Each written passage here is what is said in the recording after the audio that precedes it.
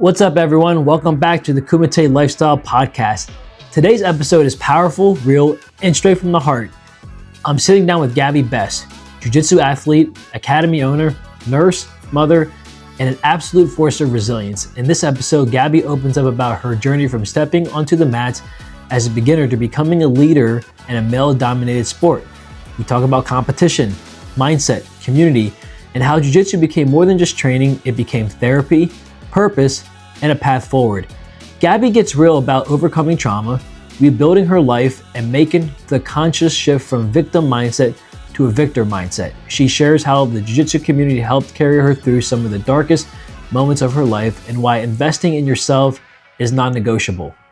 This conversation isn't just about martial arts, it's about strength, growth, accountability, and rising up no matter where you start.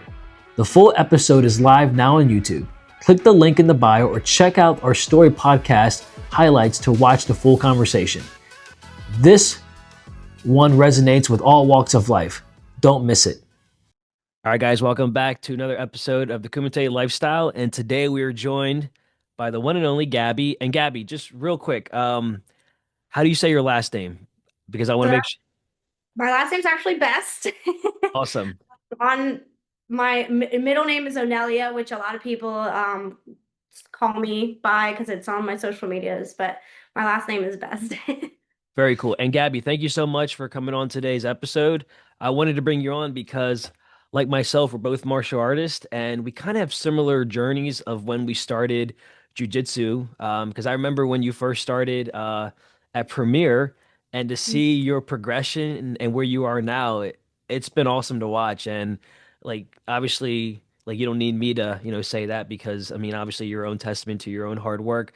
But I wanted to give you today, this platform to kind of share your story. So, yeah, I figure like let's start with that because my early memories of you is probably 2016, 2017 because I officially started jiu-jitsu in May of 2015. I was kind of on and off with it at the time. I wasn't as focused, as disciplined like I am, today with it.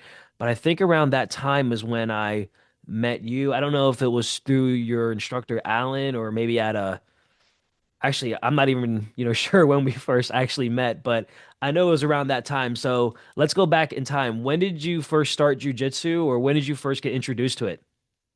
So I started, I believe it was like early 2016, late 2015. I started, as you know, Premier Martial Arts in Dover. I had, great time there, great experience. And part of the curriculum was that we had to learn jujitsu or ground fighting. In order to get a black belt in their system, you actually have to have or a Krav or whatever they do, you had to have a blue belt at the time in jujitsu. So it was part of our requirements to train jujitsu. And so our instructor, Alan, was under Howard. So I believe, I could be wrong, but I think that you came in with Howard to do like a guest teaching thing at one point. So Howard, you were kind of like his ook. So I think that's how we met. I did visit Gracie Smart. I think it was the smaller gym at the time. It was like a little shoebox. Yeah, But I went there a few times for classes and stuff. So I was just kind of dipping my toes in the water. But yeah, I think that's how we met. I think been about 10 years now that I've been training. So that's yeah. crazy, right? It's like it's awesome, like how fast time flies and how much that you've accomplished from the time you started to now. And we'll definitely dive into that. But I think you're right, Gabby. I think I do recall now that we went to Premiere and Howard and Alan set up some type of training workshop, and I remember you, and just yeah, it was man, so long ago. I don't remember that event entirely, but I remember us taking that group picture, which I actually have a picture of Alan, you, and myself, which is actually kind of funny because I was trying to find a photo of when we first started. And I think I shared that with you a while back, and you kind of just laughed at it. But I think it's I pretty feel cool. like that big picture of oh my gosh, somebody in the background. One of the Gracies is like there's like the face in the Oh, background. yeah, yep, absolutely. And then I remember like on Saturdays, and I think I only did it maybe twice, but do you remember like you were in the process of becoming a Posi Fit instructor or Yep, yep, I did that for a while. I helped out because I don't remember who was running the class at the time. maybe Alan, and Yeah. then he sent me, and I kind of started doing that, and I think we ended up just switching gears there for a while. But yes, I that was like intense work there. I was like, Yeah. whew, barely breathe after those workouts. Yep. And I remember it might have been the same day, but I remember like there was a short period of time when I would work with Alan kind of in the back of his studio, and you were there too. So we were kind of like I don't know if it was a private lesson, but we were all kind of collaborating because I think Gracie Combatives was kind of still new to us. So I Was yes, we were just starting it, and I remember that Alan had this TV in the background. My dog's trying to get oh, hold on one second. know you Oh, um, I remember that he had this TV that we had like all of the Gracie combative things on, and we kind of like I guess it was when it was first starting, like the Gracie University thing. yeah. Uh, I just remember having the DVD and we'd have the lesson, and then Alan would go over it, and it was cool. Yeah, yeah, for sure. And it's crazy how like the evolution of our understanding of jujitsu has really blossomed over the years. So, Gabby, I gotta ask, because you're an expert at, at this craft, do you ever find it difficult to explain jujitsu to people that don't know what it is, or maybe family and friends? Because I know for myself, if I'm out, they're like, "Oh yeah, Nick does karate and jujitsu," where they kind of blend it together. It's hard to describe what we do because I love what I do every single day, but I think people don't really understand how amazing this lifestyle is. So I'm curious from your perspective, how do you best sum that up when someone says, "Yeah, Gabby, so what's jujitsu? What's that all about?" It's just kind of like people on top of each other. So Yeah, I think at this point I've got like my spiel that I give people. Does it always convince people to try? No. But I usually start with because the biggest question is what is jujitsu? And a lot of people think that it's like karate or a hand-to-hand combat. So I usually start with, well, it's grappling, which is like kind of like wrestling because people that's the most familiar thing to people. We're like, okay, it's similar to wrestling, but there's different components, and I say it's a little meaner because you're doing, I said you're doing submissions and joint locks and you're fighting on the ground. So that's normally how I describe it. And then I tell people that it's kind of like therapy. It's like chess. So there's a big mental game to it. There's a lot of strategy involved. So it's not just being really strong or really athletic, but you have to be able to strategize. So yeah, that's kind of how I describe it. I tell people it's therapy and like it's a lot cheaper than going to therapy twice a week. So I definitely say it kind of just, just clears your mind and all you're thinking about is the mats and, how to get out of the situation and also, I mean, obviously my personal reason for training is not self-defense, but it does have a really good self-defense aspect to it. So I usually like to tell people that, if you're looking to gain some confidence and protecting yourself and stuff that, jujitsu is really a good sport or, art to get into for that. yeah, absolutely. And I love the fact that you said it's kind of therapy in a sense where, at least here at our academy, and I'm sure it's like that everywhere else, like, everywhere else. And you mentioned something about the self-defense, whether it's self-defense or sport. In my opinion, I think jujitsu is it's just jujitsu. It's how it's framed, it's how it's taught.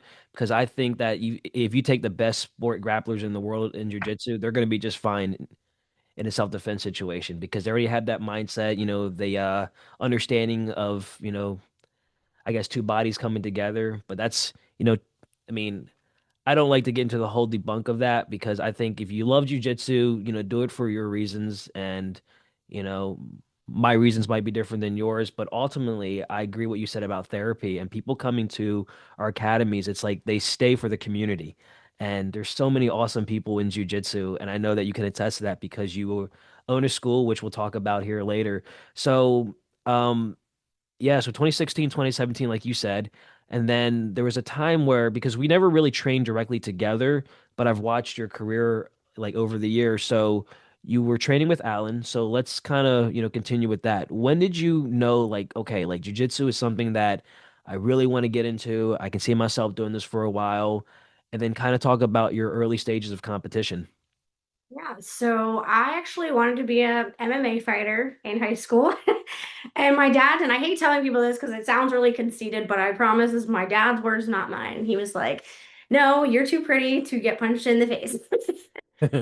So I told him, all right, well, I want to do like self-defense or just like practice. So he was like, you're not doing MMA, but you can do the Krav Maga stuff because it's like self-defense, whatever.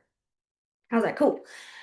And then so I was doing that with Alan, and then Randy, or he goes by Randy Williams now. Well, Randy William, he came in to Premiere to do like a guest instruction class, and he just beat the brakes off of everybody. Yeah.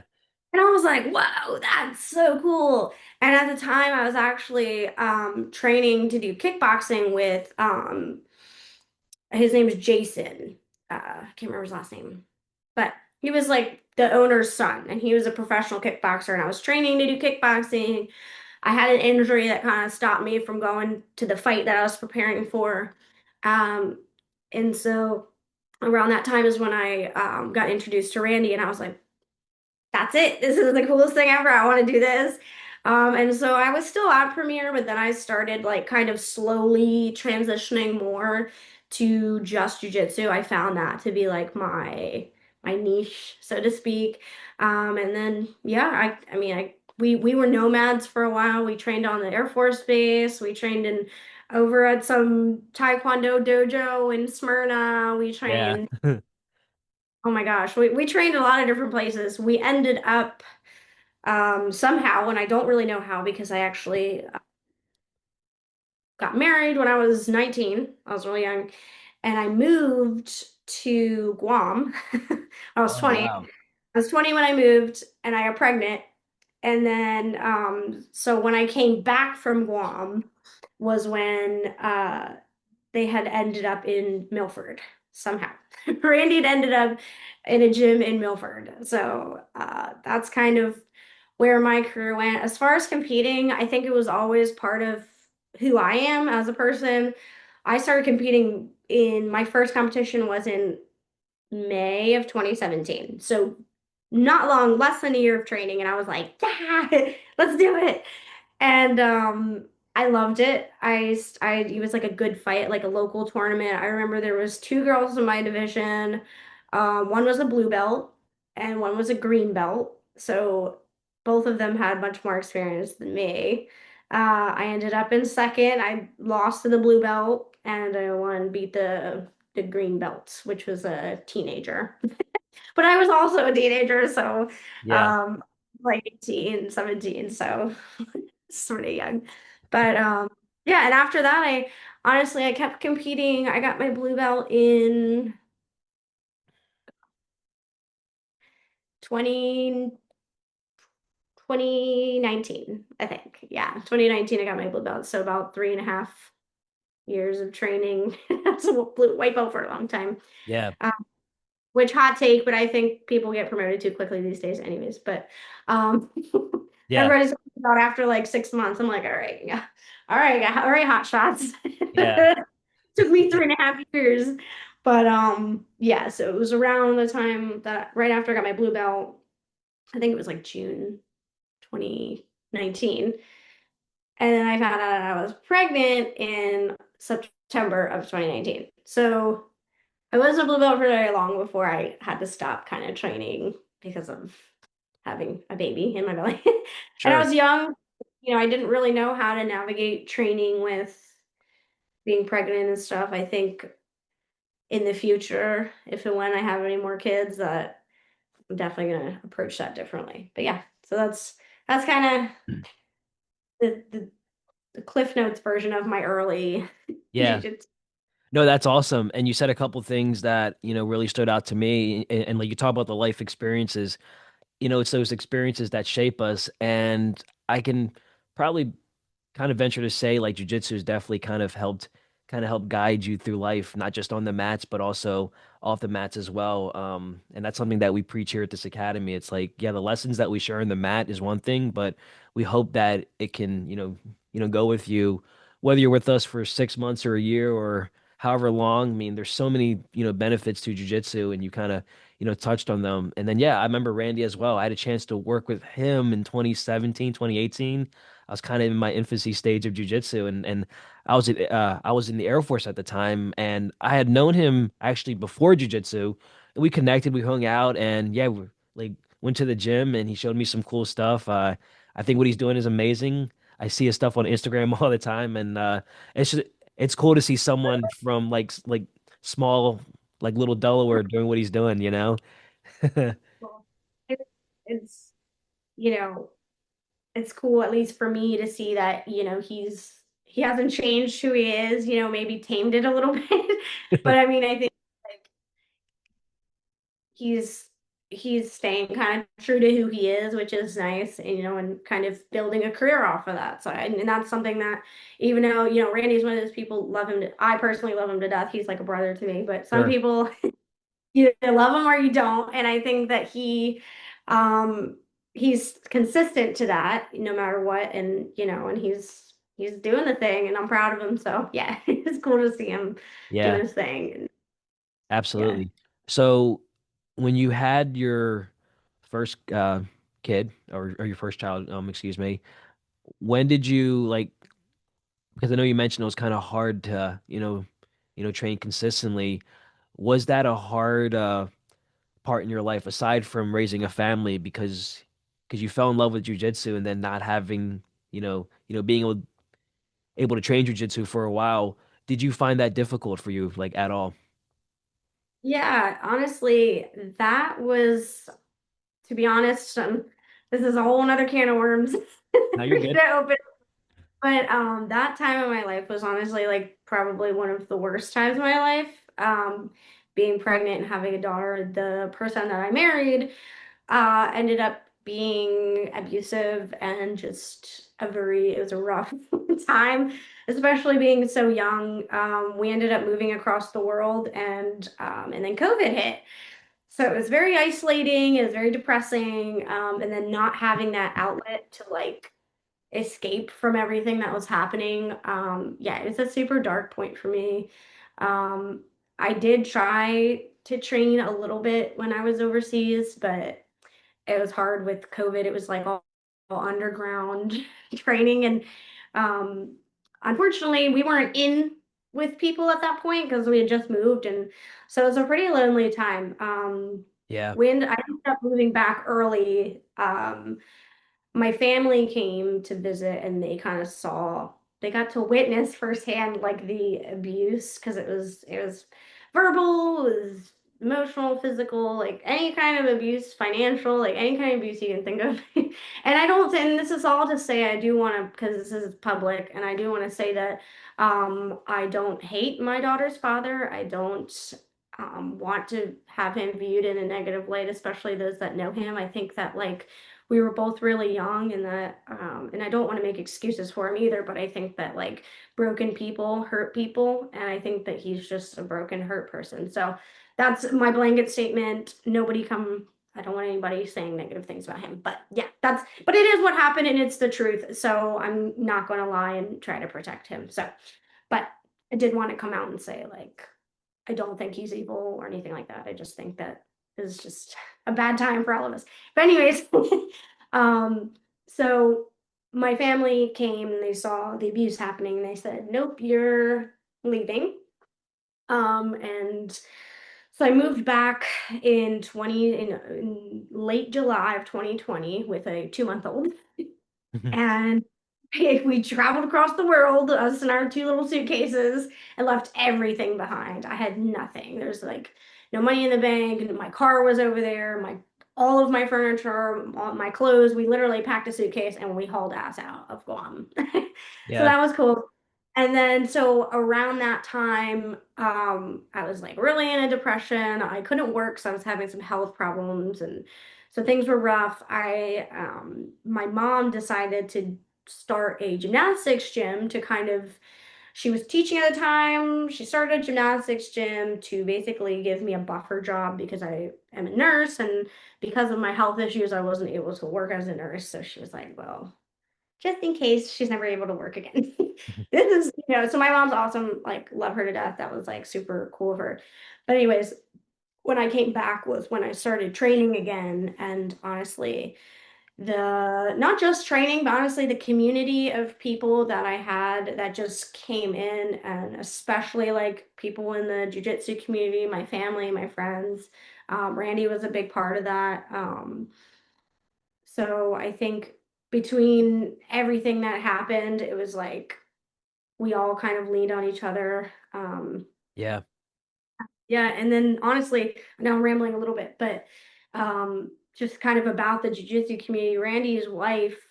So I came back in July of 2020. His wife died in November of 2020. So she died in a car accident.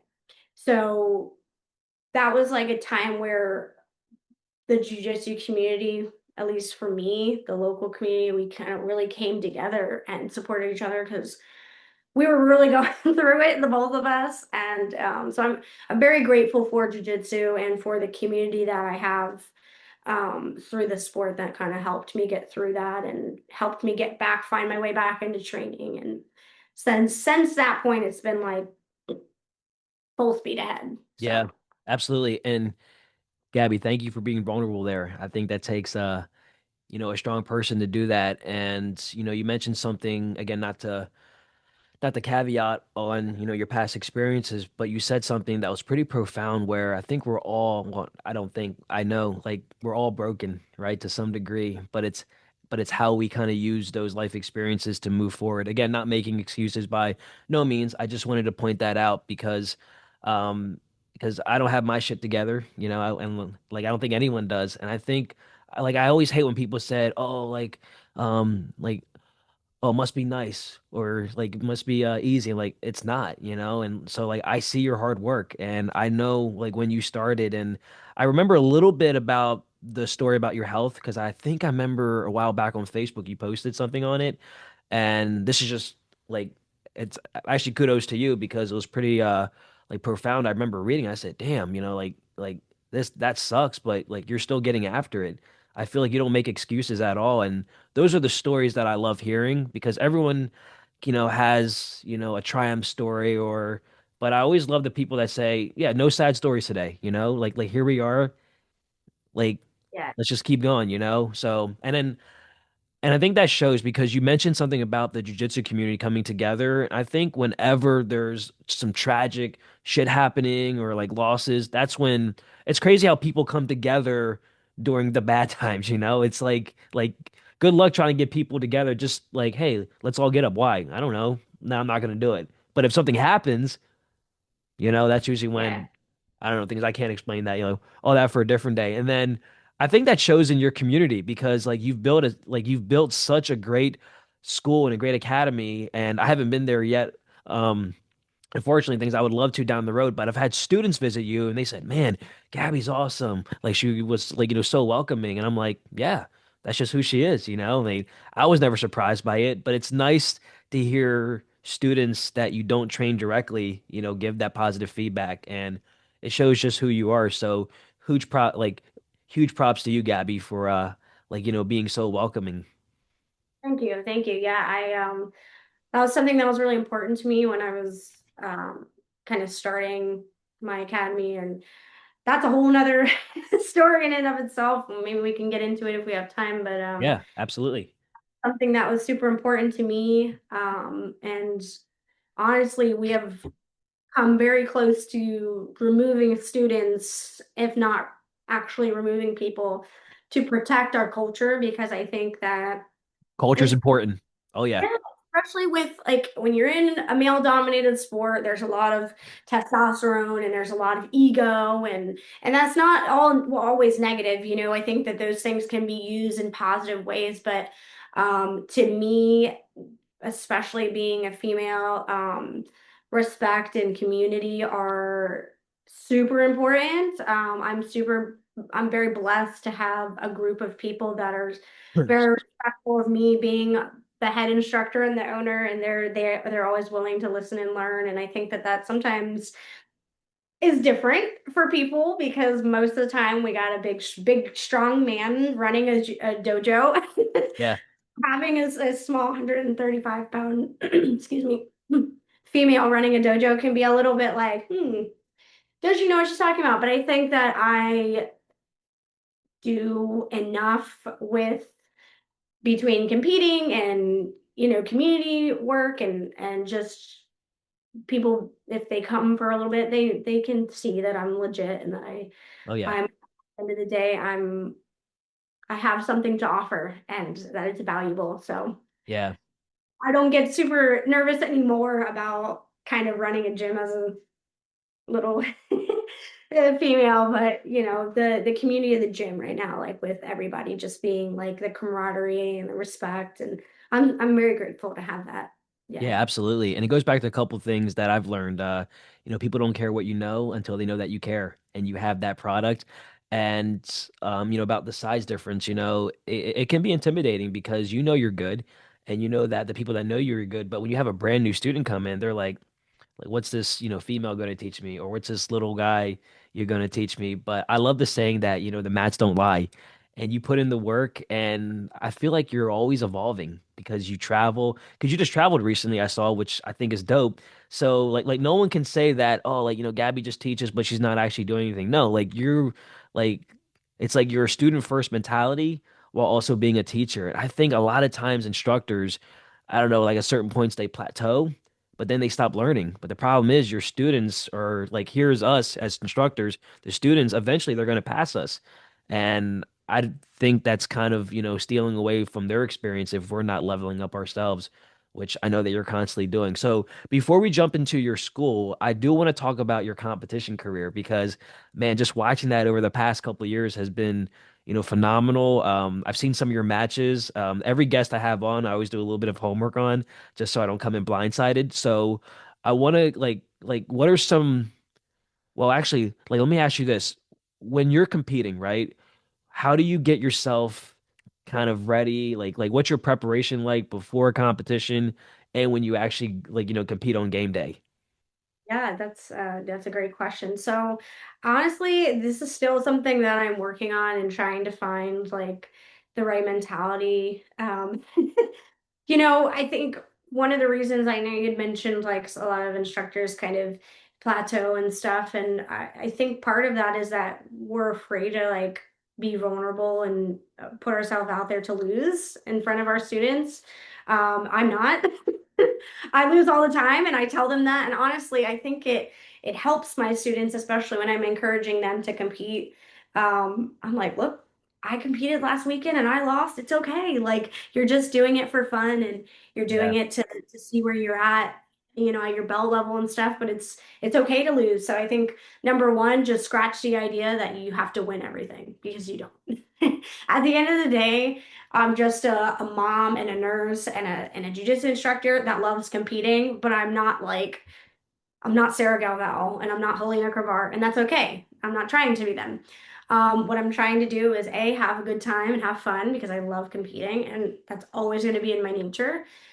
B, build a little hype around myself in my gym, especially in the local community. I think, and then number three, I'm giving back to the sport. So I think that that's something that, especially as we're moving on up closer to black belt level, Oh yeah. I think every black belt, brown belts, even purple belt, the higher levels, you could be contributing in some way. You know what I mean? Like whether it's teaching or competing or doing these seminars or podcasts or even helping people in your gym. Martial arts is not just about yourself, it's about other people, and it's about sharing the sport and sharing the art with people. And if you're not doing that, then Yeah. I don't think that you deserve it. Honestly, I think that if you're going to be selfish, then you really just don't deserve it. Yeah. Um, but that's my opinion personally. But yeah, so competition, pivoting back to your question, when I'm getting ready for game day, so circle back, number one, just cut out the idea that you're going to win all the time. Be okay with losing. Number two, you got to have a good mentality of like, okay, I'll be okay if I lose, but I'm gonna win. I'm gonna beat this girl's ass. Like I Yeah. get into this mood and I'll listen to this. Normally, I have like if I have a walkout song, then I'll play that song over and over again during the week, or the week's coming, and I'll hype myself up like that. I will do a lot of like high volume classes, and I'll make all my students train with me that way. At the end of the day, um, I'm a teacher first and the students, second. So I kind of, I don't have a choice but to have these people do help me prep. Yeah. And so I my teammates, I hate using the word student, honestly. My teammates and I, we prep together, we work together. So if we know it's a small enough gym that if we know like, hey, Joe's gonna be competing next weekend, let's do a comp class on Tuesday. Everybody just bring gi and no gi, and we're just gonna do a comp class. And usually what we do is we usually spend about a minute and we per position and we just go through like these mini rounds and we just go, okay, we're starting from standing takedowns, okay? And then we do takedown for a minute, and then the other partner will do it, and then you do, okay, single leg, just get single legs, and then the other person will do it, and then you train. Okay, so let's start in like an armbar threat position, and then you've got to train. So your goal is to like finish or escape, and then you just do it over and over and over. So you're doing these like live situational drills. Yeah. You have for about 45 minutes straight. I And love then it. yeah, it's intense and then we roll usually. So um I do have a couple of specific training partners that I'll go hard with. Obviously I'm not gonna like dog everybody in the gym, and I can't dog everybody in the gym because there are people that are 200 plus pounds and I'm not gonna dog them. Yeah, yeah. Let's be realistic here. Yeah. So normally I have people that are within 20 pounds of me. It's hard to find people that are exactly my size all the time. So I usually within 20 pounds, so about 135 to 155, and those are the people, the ones I trust that will go hard or will go faster pace to kind of get my cardio comfortable. And then, after that, we just get ready for the match. As far as the day of, I like to try to zone in if I can. I usually will put headphones on. I love music. That's my outlet. I mote a lot through music. So whether it's like happy, sad, excited, I have like a playlist for everything. Yeah. So normally I have like my game day playlist, my hype playlist. So I'll play one of those and just kind of get myself riled up, and I'll do some warm ups, and then we'll go from there. I love it. And I love how you mentioned before the competition of kind of bringing along your training partners. I love that you used that terminology instead of students. And if anything, and I love your mentality of, go in there with the mindset that you might not win. And it's totally fine if you do. So it's like you're giving yourself grace in that sense. But I've learned that, whether because I've competed in karate, wrestling, and even helping people like, prepare for jiu-jitsu tournaments. But I've learned that ultimately it makes everyone else better. So even if someone's not competing, if I'm helping you or whoever, it's like, man, it's like you're leveling up, but everyone else is also leveling up too. And that's the best part, in my opinion. Yeah, absolutely. I think that something Randy I would always hone in on, and I think that this is important, is like you can still get better being the best person in the room. Like you don't have to be training with these like monsters 24/7 to improve. Like you can learn from your blue belt students or your teammates, and you can learn from your white belt teammates, you know what I mean? Like so there's Yeah. always room for you as an instructor to grow um, through your teammates or your students or whatever you want to call them. One of the ways that I particularly hold up my dogs. No, you're good. So I think so. One of the ways that I think I learn from people is giving constraints. So I'll have specific, like I'll say, okay, so you're only going to go for this, or I'm only going to go for this. And if I give myself constraints and let them kind of have free room, because I do have most of the time, I have the skill upper hand. Not always, but Yeah. so I'll give myself a constraint like, okay, you can't do a submission. You're just going to try to hold side control or, just go from mount back or work on sweeps. Like, so I'll give myself a constraint, and then that helps me use my brain to like think about the best way to get there while also having somebody give me like full resistance. Yeah, absolutely. I love it. So kind of the caveat back to the competition on top of what you're saying about the mental preparation and the physical preparation.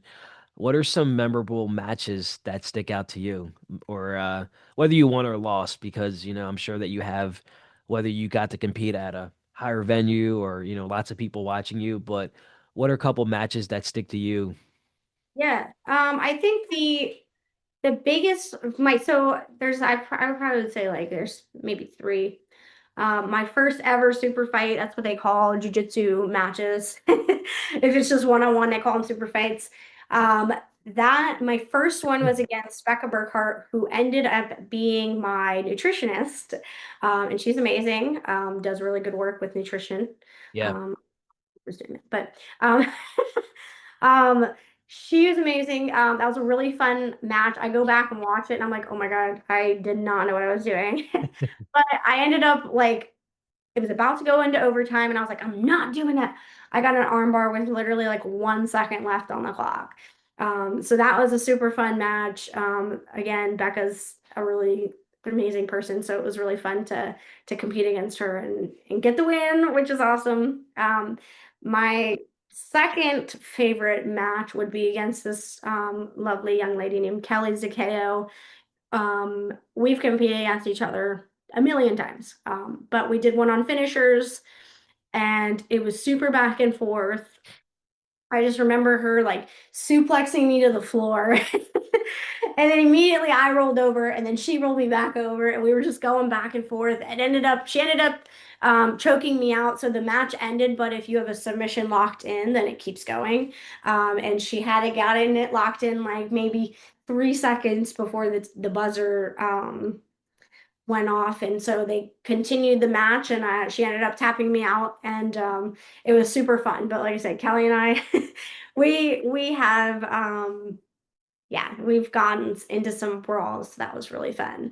Nice. And then I would say, oh gosh, I have so many good ones, but Yeah. um, this one's definitely my biggest name that I've competed against. Bella Mir, she's on UFC BJJ. Her dad's, you might recognize the name Frank Mir, Yeah. um, champion. So Yeah. that's her dad. I took that match on probably like 2 weeks, if that's notice. They were like, hey, we need somebody 145, which, mind you, I was not even 145 with my coat on that day. But it was super cool to just compete against her. I did lose. It was a little bit of a controversial loss. Don't get me wrong, she was definitely beating me. But I kind of had turned my arm as she was extending, and they stopped it, which I was frustrated at the time, because I didn't feel as though I was ready to tap. I'm usually pretty good about tapping early, especially in matches because I don't like getting hurt. Yeah. Um, but they stopped it early for me. So I was definitely frustrated because I felt like I had more to give, but it was super cool to go against like such a big name and be on a really big stage with like Aljamain Sterling was on that card. And I think OSP was too. So it was a big card, and there's some cool names. So I was like really blessed to be on the card. That was Fury Professional Grappling in Philly. So Yeah. No, that's awesome. Thank you for sharing those experience, like, the top three matches, or at least they came up. Yeah, the sport has a way, or like jujitsu has a way of if you do it correctly, or if you find the opportunities, you really get a chance to network and just meet some of the top names. I like actually before I share a little bit about some of the top people that I've met, who are some of the I guess icons of the sport that you look up to, or anyone that you've met maybe specifically, whether in competition or at a seminar? Because I definitely want to talk about seminars because you did one like recently, so I definitely want to, talk about that. But before we do, who's like who do you look to in the sport for kind of like motivation, or maybe you follow them on Instagram that you think, yeah, this person's pretty cool? yeah, gosh, there's so many.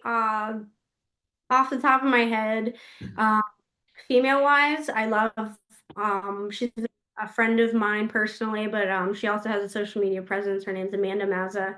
Yeah. She's Yep. genuinely just one of the nicest people.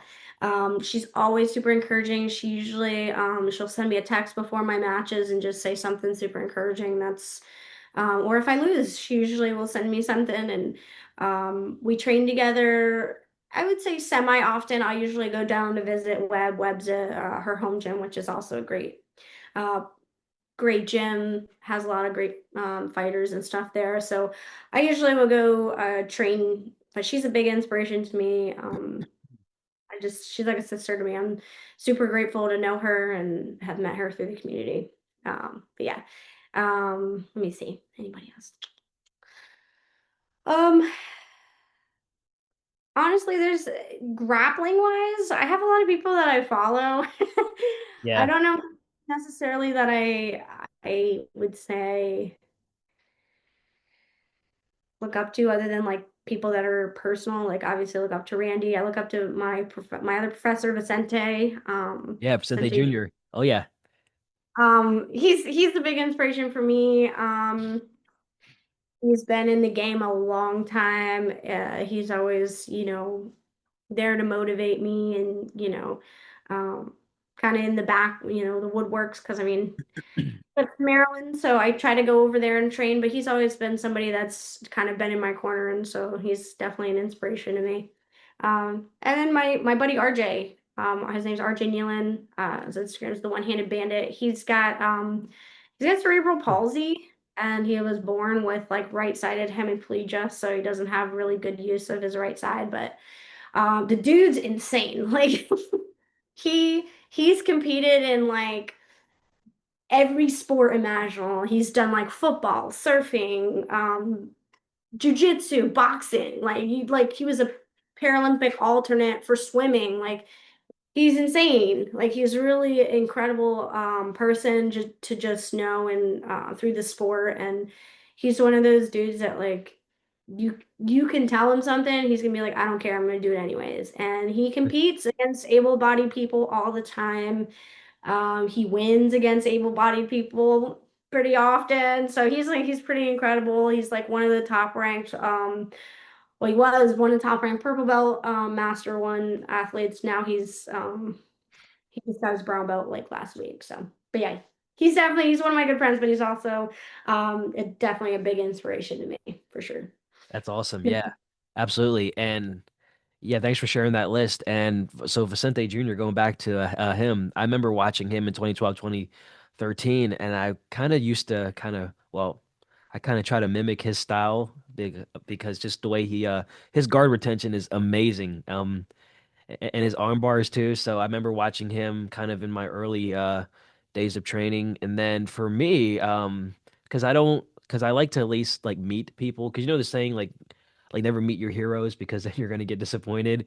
So, but like skill wise, I definitely think there's a lot of great obviously like great grapplers. And when we think here locally, I think of you because I know you've done a lot and especially coming from Delaware, and I don't think people give this state enough credit, or the people that come out of it. So I think locally, you, Gabby. I think people always talk a lot about you, like oh, like I trained with Gabby or I met Gabby, and it's cool because like yeah, like because I've been training with you in like a long time, man. It's almost been 10 years, but I can tell people yeah, like I was there when we started together, so it's a cool story. But I met Cole Abate one time at the airport. I was leaving Grace University, and he's obviously much younger than us, but phenom, killing it. I think he had just turned 18 and he was on his way to Australia. And what was cool about Cole was he was so personable because it was me, Howard, Joey, and Al because Joey and Al had just finished their certification. And like we're walking to the airport, I'm like, Cole Abate, like almost like I'm fanboying. And he just says, oh, hey, what's up? And he took the time to shake our hands. And like I had some questions and he was just really cool. I think that's what stands out to me the most. I don't care about your accomplishments, what you won or how big you think you are, but he was cool. And then PJ Barch from 10th Planet. He's someone else that I like. Um, so funny story about PJ. So PJ's actually from Delaware and we're around the same age and he was a state champion from Sussex Central. So yeah, those are the guys that I like. And PJ did a seminar at Sodell a couple years ago, so I had a chance to reconnect with him. Forgot about that. Yeah. Yeah, and that's something else that I want to kind of pivot towards. I love going to seminars when I can. I've been to Sodell, Riptide, and just all over just to kind of connect and kind of just expand my jujitsu. IQ, as they say. So for you, let's talk about your recent trip. So what was that like? And was that the first time you taught a seminar kind of at that big um, stage, if you will? Where was this at? Can we clarify? No, all good, all good. Didn't you travel recently? Yeah, I traveled, but it was just to compete. Okay, understood. So let's talk about that. Yeah, Um, whatever. how was your travels overseas? And then yeah, because have you taught seminars before? I'm I sure. did. I should be actually this year. Hold on. Can we pause for a second? My computer's about to die. I gotta plug it in. Hold on. Oh, no, you're good. Oh, um,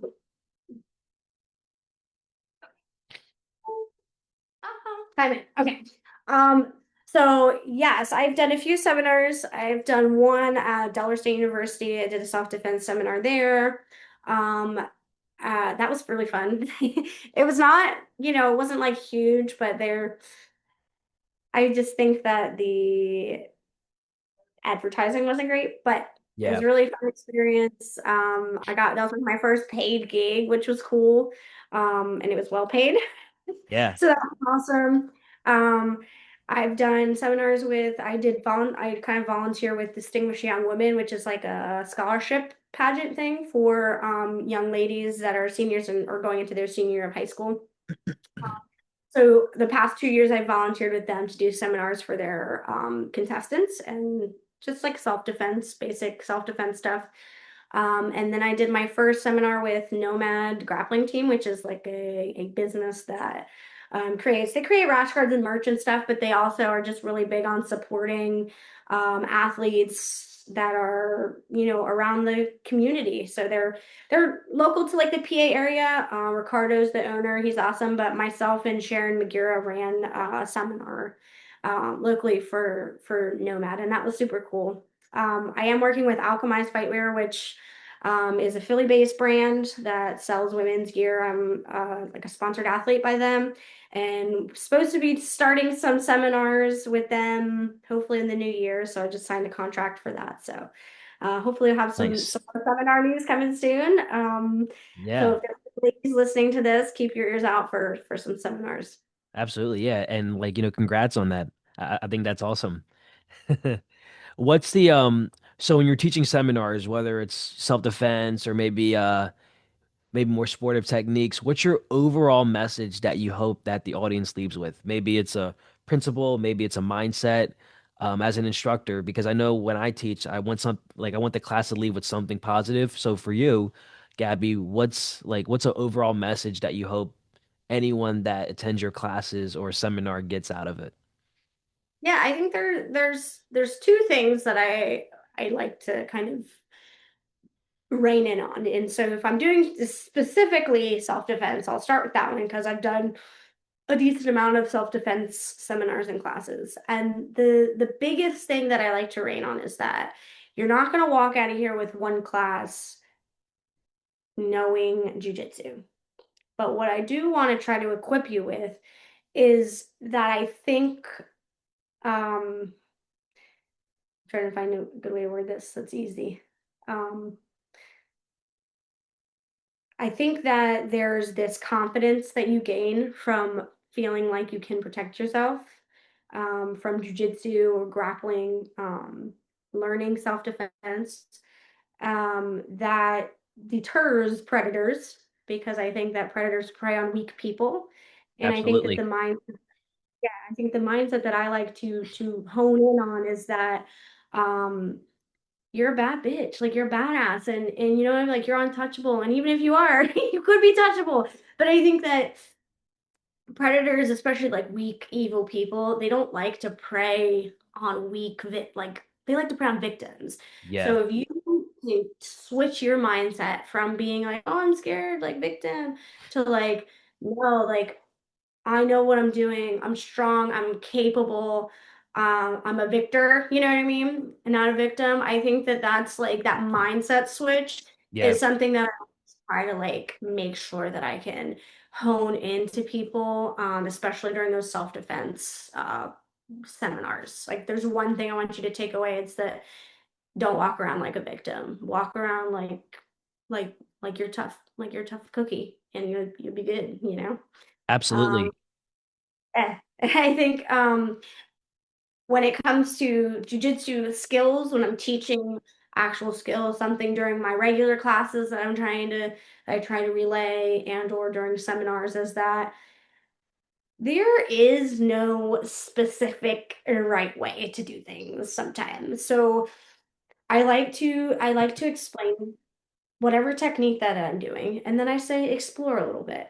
Because what it works for me might not always work for you. So what I try to teach is concepts more than just specific mechanics, if that makes sense, or Yeah. specific movements, because the way that I put my arm might not be the same way you grab. Everybody has their own capabilities and disabilities and all that kind of stuff. So normally, what I try to teach is a concept. So, like for instance, when I'm teaching an armbar, I go over how I do it, and then I explain, okay, so the goal of an armbar is to hyperextend the elbow. So I'm doing, you know what I mean? So I'm explaining the mechanics behind how an armbar works. And then if it takes you a little bit different way to get there than it takes me, then I'm not gonna be as anal about those little details. Like, let's say somebody puts their foot to the right instead of to the left or something. And I'll say, look, this is how I do it, but if you guys think you can do it somewhere else and it works for you, as long as you're getting the concept and the mechanics correct, do your thing, baby. You I know? love I love it. Yeah. No, that's pretty cool. And I love how you ultimately said like your message going back to not like not being a victim or not feeling like you're because I feel like I feel like jujitsu gives you the power to feel like you are worth defending, and it begins with the mindset, as Jorge and Gracie says. But no, I love that you share that because if more people just did I feel like if more people did jujitsu, I think the world would be a much better place. But that's just me. So Yeah, for sure. I mean, it's like the best cult to be a part of. yeah, yeah, I absolutely. mean, yeah, I genuinely think that because I can say this because I was victim for a while and I acted like that and I was like this weak person, and I think just watching myself Excuse me. back and seeing myself turn into like somebody that I wouldn't want to mess with. Yeah, And just that like carries themselves differently now than I did even 5, 6 years ago. It's definitely cool, and I think jujitsu has been a big part of that. Honestly, it was just that mentality that you're not a victim. You can take care of yourself. You can defend yourself. Get off your lazy butt. Stop making excuses, and just invest in something. And I tell people, even if jujitsu is not for them, invest in something. yeah, Like, whether it's, there's so many different martial arts that you can invest in, and I'm a big proponent that everybody should do some type of martial art, but even if it's not, if it's some kind of physical activity, invest in yourself, because that's, to me, like, your body is your temple. It's your vessel. Investing in your body is going to pay off in dividends. So. I agree so much. Yeah, so investment in yourself first, for sure. So, a couple more things I just want to discuss before we wrap up, but I did want to kind of get your experience and your input on your recent travels overseas and your competition. So, where did you travel and how did you do over there? Yeah, so I traveled over to Ireland. It was my first international um, travel for jiu-jitsu. It was super cool. Such a fun experience. Really, really. But I ended up doing 4 divisions that day. So I did lightweight gi. I placed in the gi, so I was able to do open class gi.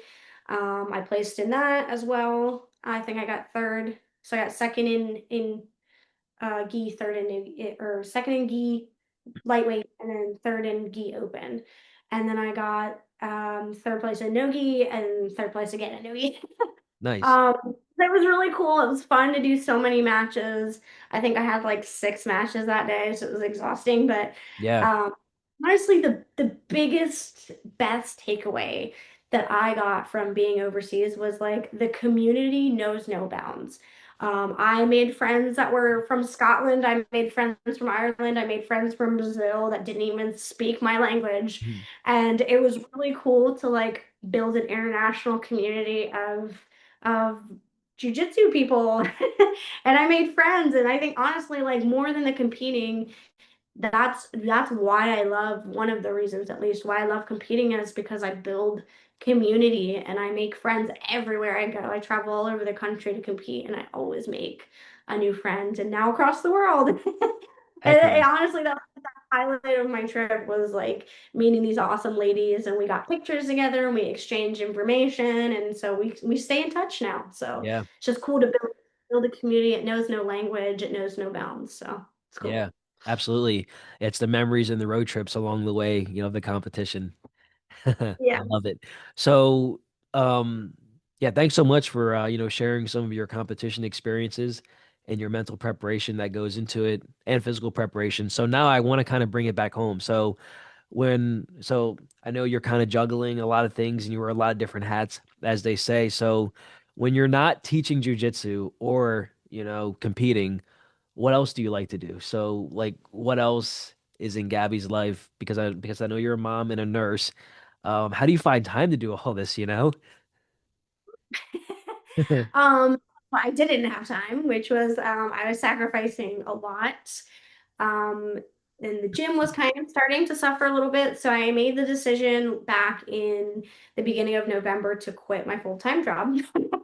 And I said I'm going to do nursing part-time and jiu-jitsu will be my focus. Nice. And so um I don't know if you should know this. Yeah, I think you do.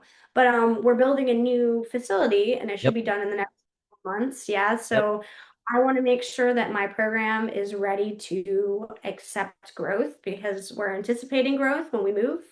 Right now, I'm honestly impressed that the past 4 years, 3.5 years that we've been um, renting space on my mom's gymnastics mats, that we've been able to grow at all. But we're anticipating that once we have a bigger facility in our own dedicated space, that we're going to grow more. Absolutely. Um, so I'm hoping that you know, with the reduction of hours of nursing, that I can invest more time in my passion, which is martial arts, jujitsu, that community. So I'm trying to make sure that the program is everything that I need it to be before we move. Yeah, Very. No, that's awesome. And do you have a projected date for that, or you still don't know yet? changes all the time. Yeah. I think it's supposed to be somewhere towards the end of February, but Nice. Yeah, so it's coming up. Hopefully, fingers crossed. I hope so. But I'm going to say to be safe, probably March, just because builders and buildings and snow and stuff in the winter time. I'm sure it will be delayed, but Yeah. either way, hopefully like late winter, early spring, and we are so like Yeah. No, that's it's awesome. it's been tough. Like, I mean, I'm honestly very proud of myself and my team for making it work in this like crazy space that we have. But yeah, we've made it work, and I'm super blessed for the people that have stuck by us throughout the whole thing. So. I love it, Gabby. Yeah, I'm super stoked and I can't wait to, see when it's finally up and running. Are you gonna have like a grand opening? Like, Yeah. So that's the plan. Keep your eyes out for social media. We're gonna have a big open mat potluck type thing. I would also love to do some in-house like events like tournaments and stuff for our local people because let's yeah, be honest, we travel like to Philly to yeah, compete. Which sucks. So I want to be able to host some stuff at our gym, just for our local community to be able to like get some rounds in with other people and get some experience and just building community. Because at the end of the day, I tell people that visit us like, hey, go visit other gyms. Like find your niche, find your community. I just want you to train. I don't care where you train.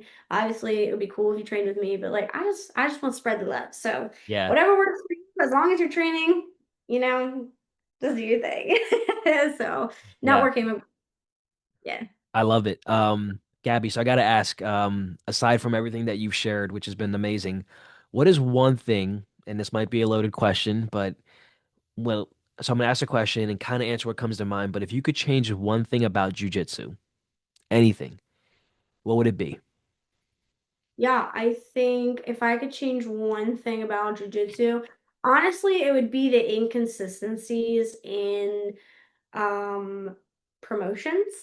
Yeah. Um, yeah, I think that's very frustrating. And then also kind of piggybacking on that would be like the inconsistencies in the rule sets. I think one of the biggest reasons why jujitsu is not as widespread as like let's say wrestling is because we don't have an overarching rule set. Hmm. Um, and you know how like in wrestling you have freestyle, you have Greco-Roman, you have Scholastic. Yep. If we could do something similar like that for jiu-jitsu, and honestly, this is just my pipe dream. I have no idea how this would work. But if you could have like your gi, your no gi, your grappling rules, so that there was like submission only, gi, no gi, or whatever, and Yeah. everybody kind of followed the same points instead of like every little tournament having their own rule set. I Yeah. think that the sport would be much more marketable and much more successful. But Yeah. and in regards to promotions, I think it's the same thing. Um, I think that right now, it's like you have two sides of the coin. It's either people that question everyone's validity, and then there's people that refuse to question anyone's validity. And I think that that's dangerous because, you know, anybody could be, I mean, you could pay, look at that Derek Moneyberg dude. He literally just paid for a black belt. And I'm not saying he doesn't know what he does, but it is a martial art. And I'm very big on this that Yeah. you need to earn your belt Yeah. through the arts. Like, if you, like any other martial art, you go through a system. You know what I mean? Like Taekwondo, karate, I'm sure you could speak to that. Like, there is Yeah. a specific system. Oh yeah. And jiu-jitsu is just not. And I think that that makes it really hard to like be consistent. And I think that's why a lot of people question or don't or refuse to question. Like, oh, this guy's a black belt. He must know everything. No, the Instagram black belt does not always know everything. Okay. He's teaching you dumb shit. Stop listening to that. Yeah. There's also people that are So like, true. So true. yeah, like you see some really garbage stuff. Yeah. And I think there's one of uh one of my friends, AJ Deshani, who owns a gym that's really successful and amazing in PA. It's called New Asgard Martial Arts. He kind of talked about how like the standard for jujitsu is so low that like we're just letting anybody teach these days. And it's like you're seeing all these like high school blue belts that are teaching techniques online and insane, so I think having a standard would be nice. I don't know how that would work or what it would look like exactly. Yeah. Um, having Well, an overall. yeah. Well, I think the standard starts with us, like what we set in the gym and like you said earlier, kind of the culture in the community, because there's so many things that we can't control, unfortunately, and the kind of piggyback on why there's no unification with like gi, no gi, and then the grappling realm, which I totally agree because I think jujitsu should be in the Olympics, but hey, like what do I know? But I'm a huge wrestling fan and I watch it all the time as well. I'm a student of the art, but ultimately, and I had this conversation with a karate coach on why karate is not, unified thing. And it all comes back to ego because everyone wants to create their own thing and they want to claim that it's the right way, which it's killing the sport. It's killing that next kid that's 5, 6, 7 years old that wants to be the next jiu-jitsu champion, and then they're wondering like which league do I go to? So it is crazy. There's another soapbox while I have you here because it's kind of facts and it's like I think that there is a difference between jujitsu as a martial art and grappling. And I think that there are some people that are grapplers that are practitioners of the art. And that's like my soapbox that I think that like if you're just doing like you're a wrestler and you go into a no-gi super fight and it's jujitsu or whatever, if you're just like submission only super fight, that's grappling, that's not jujitsu. Yeah. Jiu- part of jujitsu is kimono. That's part of it. So I think if you hot take, but if you don't train in the gi, that you're a grappler, you're not a jujitsu artist. Yeah, so I actually want to get your opinion on that real quick because you brought it up. My opinion on gi and no gi, I think they're both very important. I think if you want to get good at defense, gi, because you're defending from also like I don't know, lapels and like any type of gi choke. And then if you want to get good at defense, no gi, because it's a little bit more slippery. But of course, obviously there's both benefits to both obviously, and that's kind of like my overarching with it. But I love both. I think you should train both. But what's your opinion on that? Like do you have one that you enjoy one over the other, or is it kind of a 50-50? Um, so I wouldn't say I prefer in terms of comfort, it's more comfortable to do no-gi. Oh yeah. Enjoy the gi. My heart, I'm a purist. I started doing only gi for like the first 6 years. But yeah, I do agree. I think that no-gi is more athletic and Mm. that you have to be very fast and it's easier to kind of slip out of things. Whereas gi is a lot more strategic. It's really hard to break out of grips in Oh the yeah. gi. It's exhausting in that sense that it's like it is. You have to be really strong to be good at the gi. And I Yeah. think in no gi you have to be slick and you have to be athletic for sure. Those are my hot takes, but I don't know if that's or my opinions, I should say. Yeah. And those opinions more form based on our own experience of it, because every grappler or every practitioner has their own definition, if you will. But ultimately, I think you should train both if you can. I know some schools are more kind of strict on one, oppose the other. Actually, I have a story real quick. It's crazy because one time this person told me like, "Oh yeah, like I just do gi." I said, "Okay, that's cool. So what happens when you do no gi?" Well, I don't know what to do. I mean, you can still do jujitsu. It's just different because you can't grab onto things or vice versa. But I think it should kind of both kind of transcend to some point. But like you said, the focuses are a little bit different when you have, a cloth on or a jacket on for sure. I definitely think that and I think that the highest levels of competitions have proved this, that I think it's easier to transition from gi to no gi than it is. Yes, I agree. Yep. First time I ever did no-gi was in a tournament, and I got second place. I crushed it. So, um, yeah, I think it's definitely easier to transition from gi to no-gi. Which, to be fair, I do think that everybody should be training both. I do have people in my gym that only train one or the other, and they're still white belts. So, Nice. unless they want to show up to promotions with a gi on, then they're going to be white belts. Got it. Yeah, I think just giving them that option, but obviously we know the benefits of both. Man, Gabby, this has been awesome. So before we part ways, I always let my guests give any shout outs, or is there anyone that you want to give thanks to right now that comes to mind? Yeah, my mom. My mom is honestly like the only reason that um any success that I've had is because of my mom and my dad, my family.